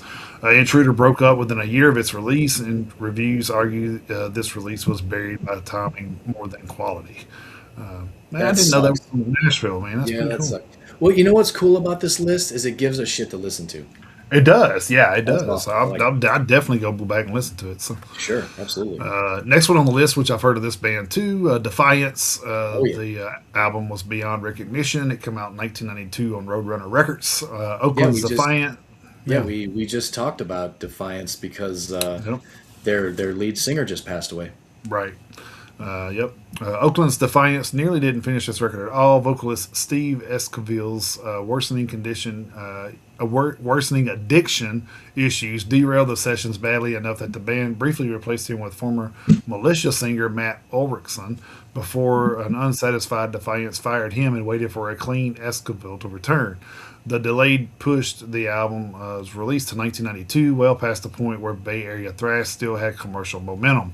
What resulted was the band's most technical and progressive work, built on odd time signatures and structures considerably more exploratory than their earlier, more straightforward records. It would be their last album for 17 years. That's crazy. Damn it. Oh, I've heard of this band too. Uh, next one is Allegiance. The album is Destitution. It came out in 1994 on Polygram in Australia. Purse Allegiance recorded their debut at Planet Sound Studios with American producer Dave Penske, who had crossed paths with the band while touring with the Beastie Boys. Rob Halford himself took notice, publicly praising the band in the international metal press through his management company, and the album went straight to number one on Western Australia's mainstream ARIA chart, holding a top five position for 3 weeks. None of that translated into meaningful recognition outside of Australia. Isolated from the American, German, and Brazilian scenes that dominated the genre's conversation, Allegiance built a sound indebted more to Metallica than to any of Thrash's second tier influences, and the record remains one of the most fully realized statements to come out of the country's small but committed thrash underground. So pretty cool. I Uh, like that. Yeah. yeah. Well, I mean that is just a prime example of why we do what we do, because you hear this in all these stories. Of course, this was 1994. We didn't have podcasts, No. but this is why we do what we do, because now if you got people like us pushing stuff, especially in like the album review session that we're going to talk about Yep. shortly, Yep. you got bands to look at. We're trying to push you onto new music and Yeah. help you not miss everything. I mean, we can't catch everything either No, because we it's just can't. It's Too two of us, much. Yeah. and we get 30 emails a day, so it's kind of so Yeah, we it's do.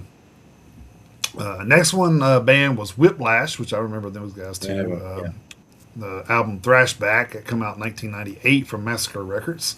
By 1998, thrash metal was widely considered a commercial dead end, which makes the existence of Thrashback an act of defiance. New Jersey's Whiplash, built around the three founding members who all happened to be named Tony Portora, Tony Bono, and Tony Scaglione. Uh, returned to the stripped down three piece lineup that had recorded their first two albums back in the mid 80s. Loudwire has since named it the best thrash album for that entire year, a distinction that speaks less to the crowded competition than to the record's genuine quality. Bono died the following year, giving the album an unintended finality. Almost nobody Oh, was paying attention to thrash metal in '98, but Whiplash made one of the decade's better records anyway. So yeah, it definitely makes me want to listen to that. so that was the nine. I think it was nine. Is that nine? Yeah, no. Yeah, I think Hell, I that's want to what they listen. I said. want to listen to all those. Seven. That was seven. Sorry, Or seven seven. records. Yeah, I want to Yeah, listen to all those. yeah, but that's pretty cool, man. I seen that and I said, let's talk about it and see if we've actually heard of any of these because I hadn't read it until just now. So Yeah. I just seen the title and I said, oh, I want to see if we know any of that. I So can't necessarily say that I remember all the albums, but I think with the exception no, like but I do know some with of the the bands. yeah, with the exception of I think like the second and third band, I do know the bands. Yeah, so I have to Yeah, go back and exactly. check out the work for sure. All right, I guess that will. Well, now we can go into our theme of the week. I guess this week. Mm. So, theme of the week this week is going to be fast and slow, which depends on which week we're in. We can do both. That is true. I know last week we were kind of. I mean, this week's kind of the same. It's not even 11:30 yet, and we're down near at the end. So Yeah. it's a little bit quicker than usual. So. Hmm. And we did all this other extra stuff, so it could have been over probably Yeah. 15 minutes ago. 15 I'm minutes not. ago, if we Yeah, wanted I'm not to. mad at it. Uh, anyway, theme of the week: fast and slow. I got the fast side here, so let me go through it real quick. Yeah. My first one on the list was Ice Nine Kills. The fastest way to a girl's heart is through her chest. From The Predator Becomes the Prey, 2014. Then I went with Testament, Falling Fast, Souls of Black from 1990. Nice. Onslaught, Strike Fast, Strike Hard, Generation Antichrist 2020. Hell yes. Motley Crue, Too Fast for Love from the Too Fast for Love album 1981. Then I went with Accept, Fast as a Shark from Restless and Wild 1982. You gotta have that one on there. Oh, you got to, yeah. You gotta have that one on there. Then Angel Sapatrita, Be Quick or Be Dead from Clockwork 2010. Megadeth Fastlane from 13, 2011. Exodus Faster Than You'll Ever Be from Pleasures of the Flesh 1987. Judas Priest Rapid Fire from British Steel 1980. Rob Zombie Demon Speeding from the Sinister Urge 2001. Yeah, I've got a lot of play on words here. So That's fine. Totally fine. uh, Arch Enemy Nightfall's Fast from Rise of the Tyrant 2007. Cradle of Filth Summer Dying Fast from Bittersweets to Succubi 2001. This one I found from just researching and trying to find some stuff to throw on here, but I didn't know this band, but I'm going to dig into some of their stuff now. This band is called Thick as Blood. The song's called Hold Fast from the album Moment of Truth 2007. Nice. Then went with Motorhead Fast and Loose from Ace of Spades 1980. Classic. Municipal Waste Think Fast from Slime and Punishment 2017. Then I went with Overkill Fast Junkie from WFO 1994. Nice. Then I went with a recent one that I had on my liked playlist. That I kind of go through that one too and just put in keywords to see if any of them in my liked songs Right. are on there. So this one was actually on there. It was from a band called Limbs. The song is Fading Fast. And it was from an Oxygen EP of 2025. So this Nice. came out EP from last year that I missed, obviously, because it wasn't on my EP list from last year. Yeah, So well, that does happen. then last but not least, I went with Saxon Hard and Fast from Battering Around 2015. So, Nice, nice. so that was my Yeah. contribution, and I'll probably be adding some more once I because I'm sure some shit's going to trigger while I'm loading it. Oh, of course. It always does. I Yeah, don't know if happens. you ever noticed, but like I'll load some stuff, and then you're like, damn, there's probably two or three songs on there he didn't say. Yeah, no, I do. I notice it all the time. But that's Uh, awesome. That's totally fine. All right, I had the slow part, and ironically enough, I actually had a slow start to this list. It actually took me a minute. I ended up with 15, but I was like, Jesus, how am I going to get there? Surprisingly, it was yeah. surprising. But anyway, leading off with "Slow Down" by Halford off of Resurrection from 2000. Then I had "Slow Dance" by Motorhead off of We Are Motorhead, also from 2000. Then I went with "Slow Down" by Ozzy Osbourne off Bark at the Moon from 1983. "State of Slow Decay" by In Flames off of Foregone from Yes. I love 2023. that song. Yeah, that's good. "Drowning in Slow Motion" by Trivium off of In Waves from 2011. That's a good one too. Yep. "Slowly Insane" by Flotsam and Jetsam off the End of Chaos from Oh my god, dude, 2019. you're Then a killing couple, it. yeah. Then a couple of title tracks: "Slowly We Rot" by Obituary off the album of the same name from 1989, and "Slow Death" by Carnifex from the album of the same name from 2016. Then I got into the synonyms. I went with "Crawl" by Damage Plan off of Newfound Power from 2004. "Last Crawl" by Municipal Waste off Electrified Brain from 2022. "Crawl" by Anthrax off Worship Music from 2011. "Meet the Creeper" by Rob Zombie off of Hellbilly Deluxe from 1998. "Crawl from the Ashes" by E-Line off Dancing in Hell from 2020. "Creeping Death" by Metallica off Ride the Lightning from 1984. And lastly, "Crawl Before You Walk" by Exodus off of Force of Habit from 1992. Nice. We a good little playlist there. It's So not going to be bad. I was wondering. I was like, man, is he going to get to creeping? Because I was like, man, that's going to be that's a hefty one right there. When you get into Yeah. into Yeah. creeping with metal, there's a lot of creeping. Yeah. Yep. Uh, Oh yeah. awesome. Yeah, yeah, It's going to be a good list. It's going to be a good playlist. yeah, yeah, yeah. I mean, no, not probably not our best list, but it's still going to be a good one. Yeah. And man, we've had some good ones too. Man, we've had some that I still play, like from a Me couple. too. I think there was one for a couple years ago that I was like, oh yeah, I forgot about it. That was so good, and I can't remember. I can't remember. Like I'll go through and look at the songs. I'm like, damn, that was a fire ass fucking playlist. Oh yeah, Uh, we've made some good ones. We really have. Kind of sucks that I don't have the station anymore to put stuff on it, but because Especially after all that work. I miss. Yeah, that kind of. Well, so I think that's what Truly's trying to save face with the guy right now because she's trying to see if there's a way that he can download and give her an upload so she can just upload our stuff when she decides to do her own thing. Oh, now see So, that would be so, great. so I mean, I told her, I said, well, you need to tell him now. It's the least he can do since he fucking owes me money. So, Right. Yeah, uh, just give us our shit. database and we'll call it even. Yeah, yeah, yeah. All right, so that will take us into album reviews, and I'm going to be kind of honest with you. It's going to be on the fly for me because did not, I didn't like write everything down. That's So fine. I was like really like deadlined with everything because there was, like I said, it's been a rough day. I've been all over the place today. It Um, happens, man. so I'm luckily I got what I got done, done. So, but anyway, my album review. I went with the band Fire Flame. The album is called Force Against the End. This band is actually a modern heavy metal band from Japan. Oh, So they nice. symbolizing the flame that burns in the hearts of those who continue to challenge the impossible.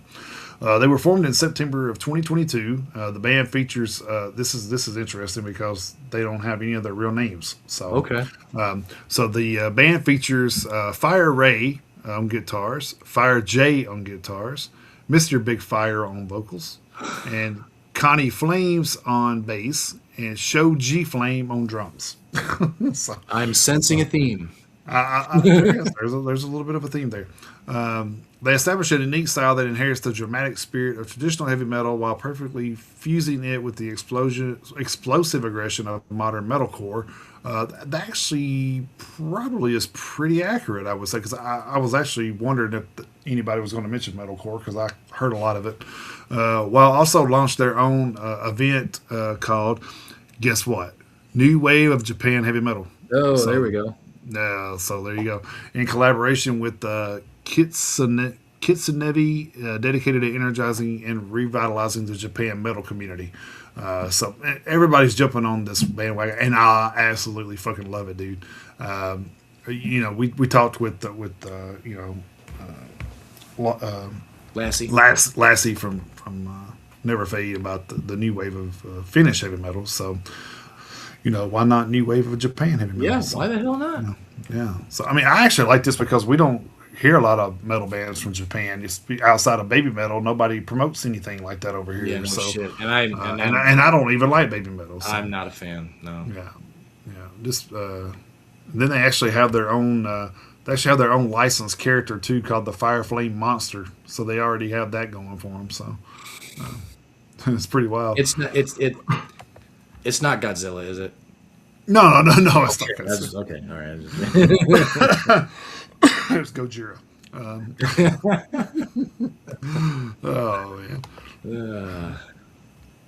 So let me get back over here to the.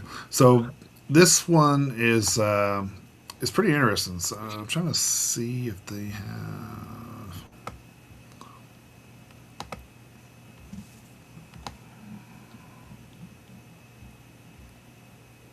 I'm trying to see if that was an yeah, that was an EP. Okay, so they've only had one EP besides this. They had the Violent Ignition EP out in 2024, and then they have this album out. Of course, this is their debut full length. We might be able to pull off a Japan show because it would be what damn near Late morning.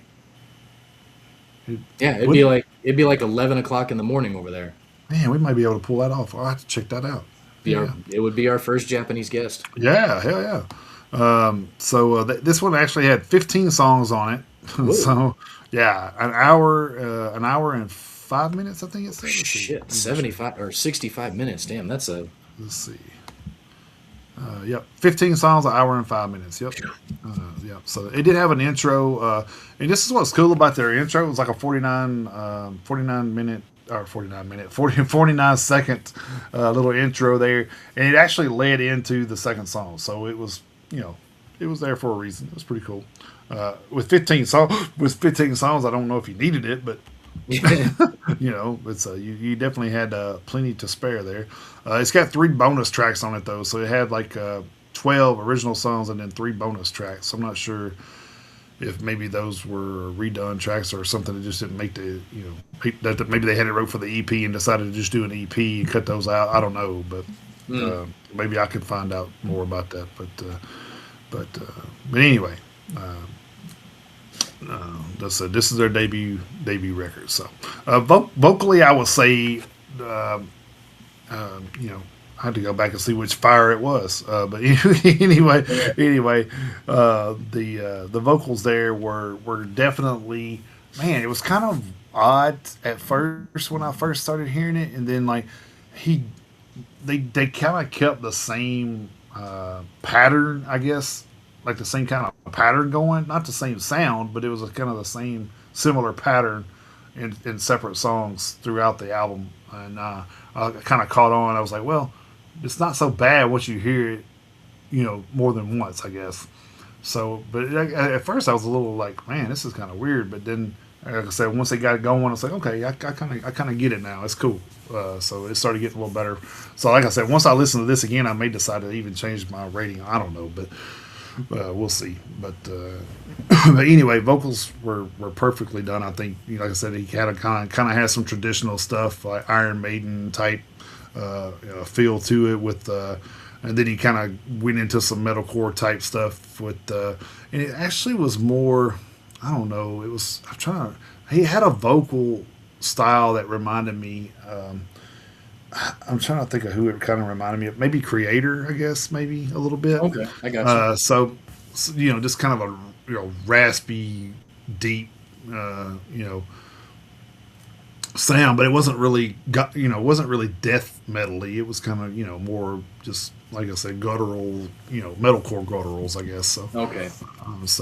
But guitar work was amazing on this record, dude. Like they definitely got that dual guitar attack, and you could definitely tell that they were, kind of battle of the bands type, guitar against guitar kind of thing. So definitely could hear the different different things going on with that, and like they had some really good solos and in between. So yeah, because for some reason I visualize a lot of this stuff when I'm listening to it too. It's like I'm at a show, you know what I mean? It's like, what would this look like if I was there Hmm. listening to this, and I could just see them like doing their little guitars up against each other, and facing each other and just guitar having a big guitar off or something. But you know, drums were well done too. Like it was, they would kind of like you had a couple songs where it would slowly come in and then they would drop the metalcore part and then take off. So all that was great. I think it was a pretty decent record. I'm probably gonna give it 3.5 horns. So, All right. but like I said, I may change my mind once I listen to it again. But like I said, it may grow on me a little bit more. But Well, that's good. I mean, you're obviously you're well within your right to do that, of yeah, naturally. But we're just gonna go, for now, we'll just go with the gut instinct. Your that's right. first Yeah. first impression. So, Well, you gotta think 15 songs and an hour and five oh minutes. You yeah, can't do too many passes in a right, in a day because I don't go 3 hours anywhere anymore. So right, same, yeah. All right, my album review this week is the new album "Boom Bang Goodbye" by Sinner. They are a traditional heavy metal band formed in Stuttgart, Germany, all the way back in 1981 by Matt Sinner. And if you are a Primal Fear fan like I am, Matt Sinner is the bass player for Primal Fear. This is his there you solo go. project. What I did not know is that this is his 21st fucking album. I had no idea. What for that 21st album. for this band? Yep, his What 21st the album. I fuck? had no idea. Wow. Lyrical themes: partying, rock, women, and fantasy. Current label: Reigning Phoenix Music. The album is 11 songs, 42 minutes and 53 seconds. This project is a five-piece led by Matt Sinner, who is on vocals and naturally on bass, Alex Schulp on guitar, and then the Mueller trio: Moritz Mueller on drums, Jim Mueller on guitars, and Lisa Mueller on keyboards. No Oh idea if wow. they're related. No idea, but they spell their name exactly the same, especially with the umlauts Probably over. so. Yeah, especially the umlauts over the U. So that's my guess, but I'm not 100% sure. I will say one thing for sure is this isn't a far departure from Primal Fear, but it's enough of a departure from Primal Fear to definitely be different. You really don't get Primal Fear vibes from this album, which is I'm sure is what Matt Sinner was going for with it being his solo project. Diversity is definitely the name of the game on this album. All sorts of different sounds. I mean, you got traditional heavy metal, like Priest and Maiden, that kind of vibe. You got some hair metal. You got a little bit of, you even got some moments, little bit of bluesy elements in there. Okay. Not a whole lot, but sprinkled in here and there. There was one song, and I can't remember which one it was, but the intro, it almost sounded like it was going to be a fucking minstrel of all things before it finally picked up and took off. I wouldn't say that there was a full blown power ballad on the album, but there were definitely some moments of Hmm. down tempo. Still retained a little bit of heaviness, but definitely all sorts of different tempo and rhythm changes. The guitar work, between Alex and Jim was awesome. Another example of, twin guitars. I was kind of surprised that the bass wasn't as prevalent as I thought it would be, considering this is Matt's project and he is a bass Right. player. So I mean, it's there, but I figured it would have been a little bit more dominant. But maybe he's like, I want it to be a little bit more balanced because it definitely was. The guitar work was very very well done. And this is the first time I've listened to one of Matt's albums, and I was kind of surprised by his vocal style. He's got a little bit more of a higher range than I thought, which was kind of nice. But yeah, there was one track, if I remember right, it was "Turn the Page," track 8. That one was kind of a pretty big miss for me, but it happens sometimes. But there's 11 tracks on the album, full-fledged tracks, no intros, no outros, no instrumentals, no interludes, nothing like that. So 11 full-fledged tracks. So I mean, you're allowed to have one stinker, but of course, like I say, that's just my opinion. But so like I say, not quite as heavy as you would expect from the bass player from Primal Fear, but still, you know plenty of power metal elements. Like I say, traditional metal, hair metal, power metal. Even like that, like I say, that song that I didn't really like was a lot more poppier than I would have liked. So that one really didn't work for me. But so definitely interesting. It doesn't go in a straight line. Lots of ups, lots and downs. Tempo wise, rhythm wise. I'm gonna give this one 3 horns out of 5. Cool. Yeah. So before we get in, I was going to show you this. All right. This is an album that was in our box. It's at Moran. I don't know if you can see it or not. I can't. Okay. We fight back. Okay. Yeah, yeah. It was. Is that that Dutch thrash you were telling me Yeah, about? Dutch thrash band. Yeah, it's it's pretty good too. I'm just like, man, this is their debut record too. So it's kind of like, oh wow. So maybe that's something to try to get back in the swing of interviewing people. So I'm just got to get ready to throw some lines in the water, I guess. All right, so so, how do you spell that? Oh, it's Atmaran. eight There it is. No, I found it. Amaran. Yeah, yeah, yeah. I found it. Yeah. Okay. Yeah, we fight back. There we go. All right. Yeah, it's a pretty good record. So, Oh shit! This right here says it came out May 4th. yeah, that's what I said. Like, Shit. Okay. I mean, I knew we were behind on going through the email. well, it was just in our emails this month though. It was kind of like.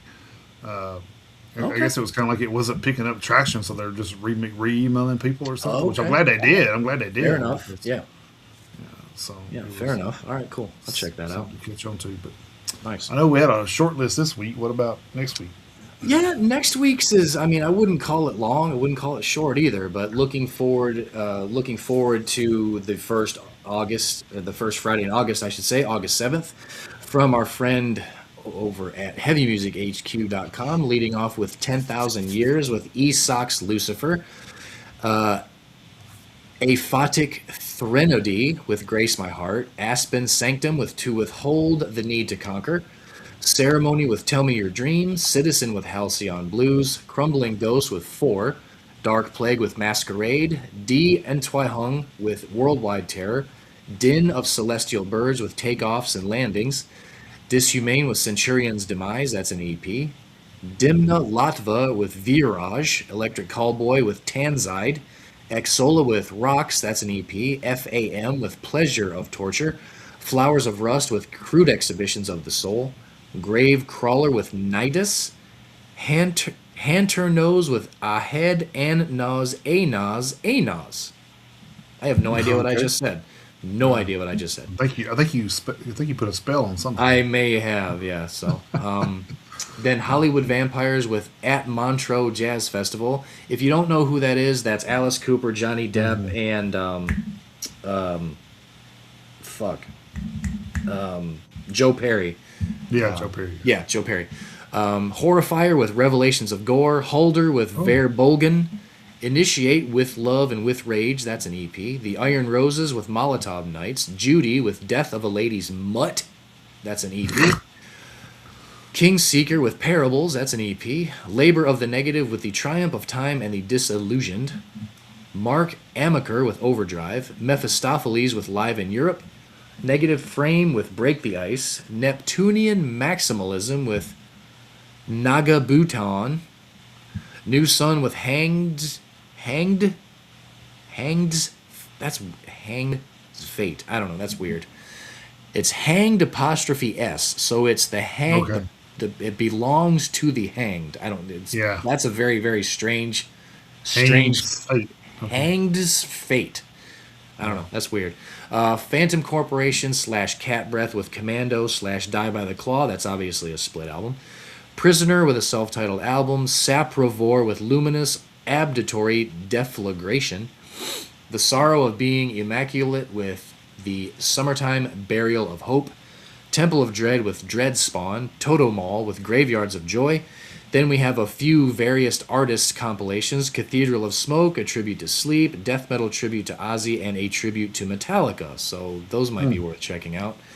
Then we have Vertiginous with Incessant Affliction, Violence System with The Hollowing, Wealthy Women with Children, Wormwood with that's an EP, and Xandria with Eclipse. So, not the longest list we've dealt with, but also not the shortest. So, Cool. All right. I hadn't really heard no big hitters on nothing that, after for next week. no,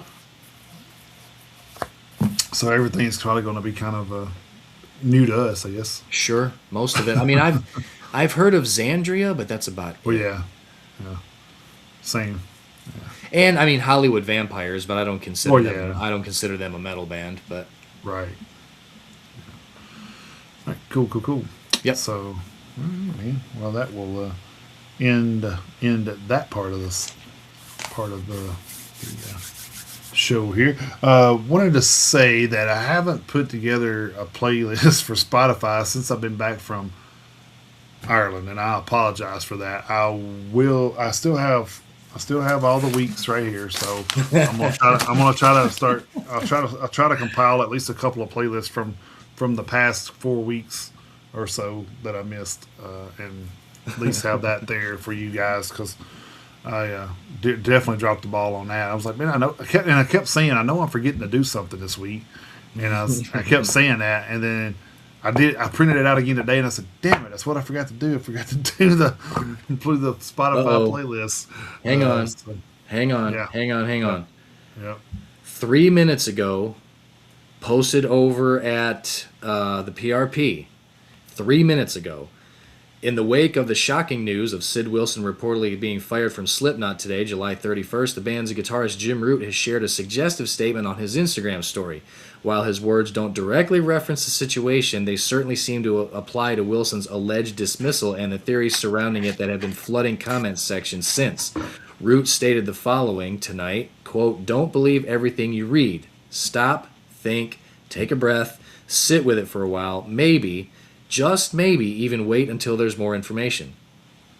TMZ reported earlier today that Wilson was permanently kicked out of the band, citing a source familiar with the situation. The reason for his apparent firing was not disclosed, and neither party has publicly addressed the matter. So like we said when you read the story, this is a developing story. Yep. And talk about breaking news, we got it right here. So And, more to come. it could be another Death Fafara situation where the Could internet's full be. of shit. Could be. Somebody trying to stir the pot in Slipknot. Definitely could be. Who Yeah, knows? I know that rhymed, by the way. So. Yeah. It was a good one though. Uh, I like it, especially when you come up with it right just like that. I know it was so funny that we were talking about that the other day because we were at a comedy show, and this guy did a joke, and I can't remember his name now, but he was we went and seen Pauly Shore, Yeah. and he was one of the openers for Pauly Shore, and I went up and told him, I said, dude, you got to incorporate this in that joke, and he said, oh my god, dude, that's awesome. He said, I never even thought about that. So now I probably just gave this guy an idea that he's probably going to run with now on his stand-up stuff. And Susie's like, how do you do that? Like, when I said, it's so funny. Like, if I was on the stage, I'd probably be horrible at that because it's all about timing when you do that thing Yeah. on stage. So it's, yes, I could if I was feeding off somebody maybe, but just to be telling jokes like that, I don't know if I could do it or not. I mean, I would try. Don't get me wrong. I mean, I would try it. But yeah, like if I'm improvising though, I can just shoot some of that shit out. Like some of the shit I just shoot out is just crazy, even to me sometimes. I'll say some shit and I'm just like, wow, did I just say that? Like that's fucking crazy. But yeah, it's just weird. Like I can't really explain it. I guess I'm like if I was in the movies or something and we were doing some back and forth shit, I could probably pull it off. But just stand up's a whole different field, man. It's I've been in crowds of thousands before, but in a wrestling ring, but that's I mean, that's just different because you're there by yourself. You got a referee and somebody in the ring with you helping you along with stuff. When you're there by yourself on Mm-hmm. stage with a Yeah, light and just the audience is all paying attention to you, like the audience is paying attention to you, and that's it. When you're on the stage on a comedy stage, when you're in a ring, they're kind of looking at different things. So you you kind of don't feel as nervous. And plus, when you're in a wrestling ring, when the lights go down, you don't see but like maybe 10, 12 rows. So you don't even know how many sure. people's really in there when Right. you're in there and the lights are on you. Yep. Uh, so it's kind of funny. But yeah, I've always said that I wouldn't mind trying comedy. I mean, it'd be cool to even to try it. But I mean, I wouldn't. I wouldn't. I guess I could go down to Zany's on a Monday or something You and try can. out, Yep. try You out or can. something. But yeah, but I thought that was cool that I told the dude. But I'll tell you about the joke later. I didn't want to do it on the air because, or maybe I should do it on the air so I can get credit for that motherfucker. But anyway, he was actually he was talking about he just had a baby. I think that's like 9 months old or something, and they're breastfeeding or Hmm. whatever. And he says, I really don't know what to do when I come in. She's got her baby on the teat. It's like, what am I supposed to do? Going, because he said he was talking about drinking the breast milk, I think. And when he was talking about that, I said, dude, you have to include something from a Homelander from the boys in that joke, dude. That would be hilarious. And he was just like, oh, dude, I never thought about that. So I don't know how he's going to incorporate it, but I gave him the idea, I guess. So Well, what you have to do moving forward is you have to follow him on his social media to see if he I do, yeah, to see what the posts joke came clips, up. to see if he posts clips moving Yeah, forward, and if you can catch the addition that you suggested. yeah, That's what you yeah, have to do. You have to follow him yeah. now on his social media. No, I might be writing jokes for that motherfucker for a long I mean, time. hey, whatever works. So some of those guys really do have people write jokes for them. So Sure. so pretty cool. I mean, you seen that movie? What was it Funny People with Adam Sandler and Seth Yeah, Rogen? Yeah, it's been a minute, but yeah, I yeah. have But seen it. he was right. He was writing Adam Sandler's characters' jokes in the show. But yeah. Anyway, that will conclude this week's edition of Metalheads Unite. We plan on for now. I guess we plan on being back next week with a regular show until unless something happens. I don't think Matt's emailed me back, has he? I don't think so. I haven't From as we seen it. from as we suffer. I don't think so. Oh, okay. I know the album came out, and I told him, I said, dude, that's like actually it's in my list of the 10 for the end of the year already. So Yep, I don't think he has responded yet since. okay. So well, we'll give him a little bit. It's Hmm. no hurry. It's no hurry. He was just on. Actually, we just posted the first interview last week. So Yes, so yes. it's an ongoing conversation. Hopefully, we'll get there and plan something out. But Yep. we couldn't really talk a lot about it because the album wasn't out. So, Right. so now that it's out, maybe we could do a little bit more, a little bit, talk about maybe some touring or something. So there's always a little bit more to discuss at that point when it comes out. Absolutely. So cool. So anyway, like I said, radio station is kind of on pause right now. So we will probably let you guys know whenever that availability becomes back. It'll probably be a new platform and everything at this point with everything going on. Yeah. Yeah. So anyway, so in the meantime, you can follow us on our socials though. Yep, on Facebook, the group and page, on X, Instagram, TikTok, our YouTube channel, Twitch, and Rumble. Check out all the band interviews and the playlist on Spotify, and as always, the old school Metalhead Unite USA at gmail.com. Right. Awesome. All right, guys. So hopefully you found a band you liked out of all the stuff that we talked about tonight. Because we talked about 7 bands from the '90s that That's we right. didn't know about either. So then the 2 bands that we reviewed. So Yep. even though the one band wasn't really new with 21 albums, but Right. Yeah. uh, but still, so can't say that. Crap. I just went blank. Who's the lead singer? Who's the lead singer for Primal Fear again? Ralph Sheepers. Ralph Sheepers. Yeah, God, now I don't know why I went blank. But yeah, Ralph. So Ralph isn't the only one staying busy with the other projects, evidently. It's So, true. So anyway, guys, hopefully we'll be back here next week. Like I said, for now, it looks like we're just going to do a regular show. But if anything changes, you have to follow us on our socials for all that information. And Yep. then, like I said, hopefully we will have more info on the Slipknot story as well by next week. So, Oh yeah, I bet we do. I bet we do too. I bet we do too after they already posting already. So, Right. all right, guys, until next week, keep those